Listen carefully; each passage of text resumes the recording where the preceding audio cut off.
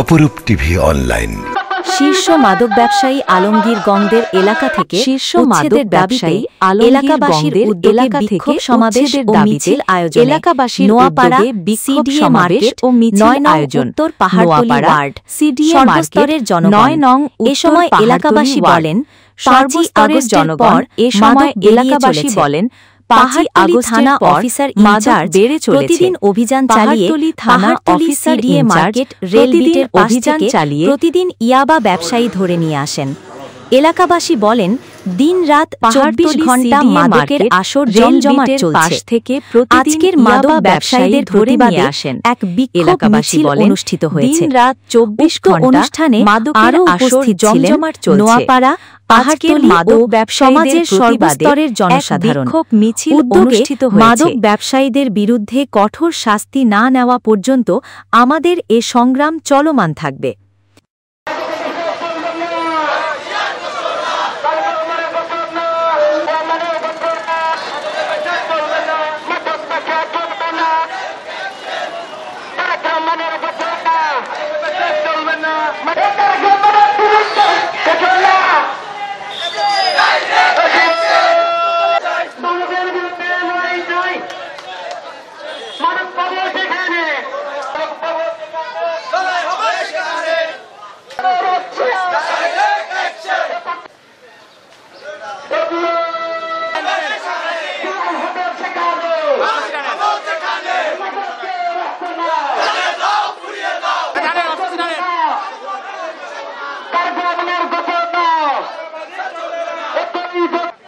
শক্তিশালী হয়ে গেছে, মাদক ব্যবসায়ীরা অনেক শক্তিশালী হয়ে গেছে।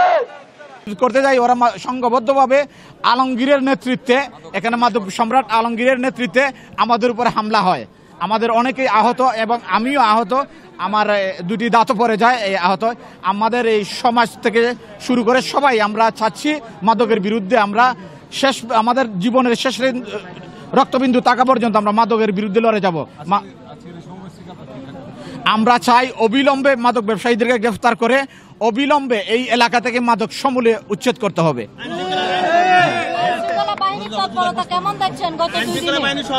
আইন শৃঙ্খলা রক্ষাকারী বাহিনী বিশেষ করে পাহাড়তলী থানার ওসি এবং ডিসি মহোদয় সর্বাত্মক সহযোগিতা আমাদেরকে করতেছেন। ওনারা আমাদেরকে সাহস এবং সব দিকেই সহযোগিতা করতেছেন। আমরা ওনাদের কাছ থেকে সর্বোচ্চ সাপোর্ট পাচ্ছি। আমরা এলাকা ভিত্তিকভাবে আমাদের আন্দোলন, আমাদের যে এই কর্মসূচি ধারাবাহিকভাবে সবসময় অব্যাহত থাকবে। হ্যাঁ, অনেকের কাছে মাদক পাওয়া গেছে, এগুলো আমাদের বিভিন্ন সোশ্যাল মিডিয়াতে পাওয়া গেছে। প্রায় 400-500 লোকের কাছ থেকে আমরা মাদক উদ্ধার করছি, পাহাড়তলী থানায় দিয়েছি এবং ছবি ভিডিওগুলো আমরা দিয়েছি। হ্যাঁ, আমি পাহাড়তলী থানা আমাদের 9 নং উত্তর পাহাড়তলী ওয়ার্ড সিটিজেন ফোরামের সদস্য।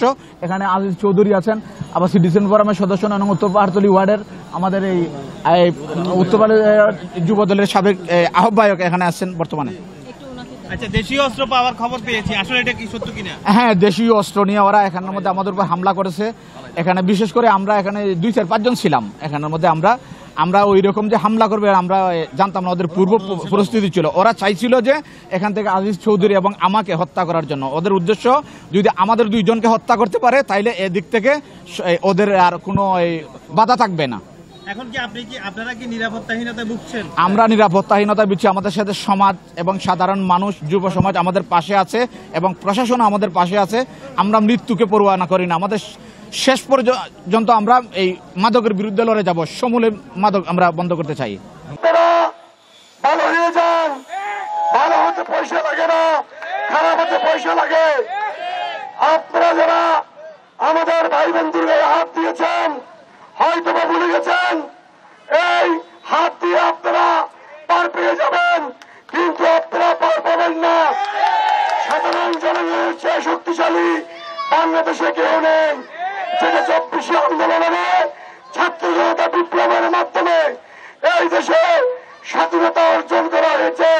আমি ধন্যবাদ জানাচ্ছি চট্টগ্রামের সাংবাদিক ইউনিয়নের সম্মানিত সাংবাদিক ভাই বোনেরা।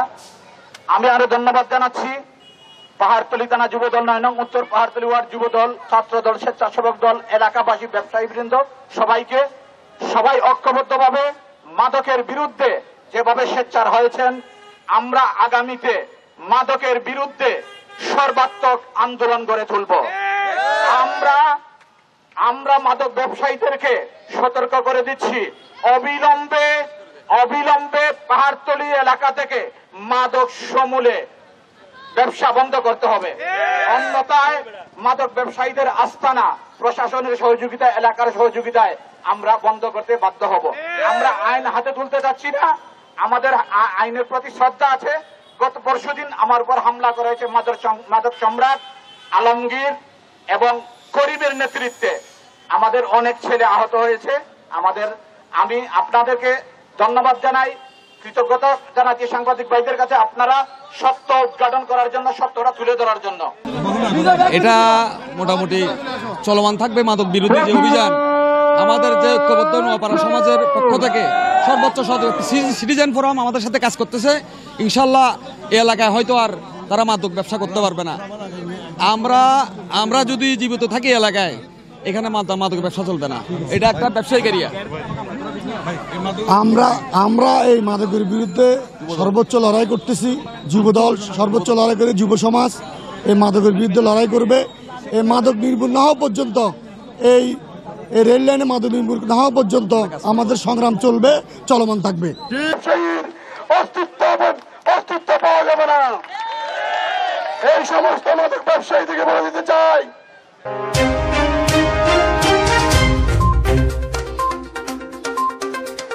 অপরূপ টিভি অনলাইন।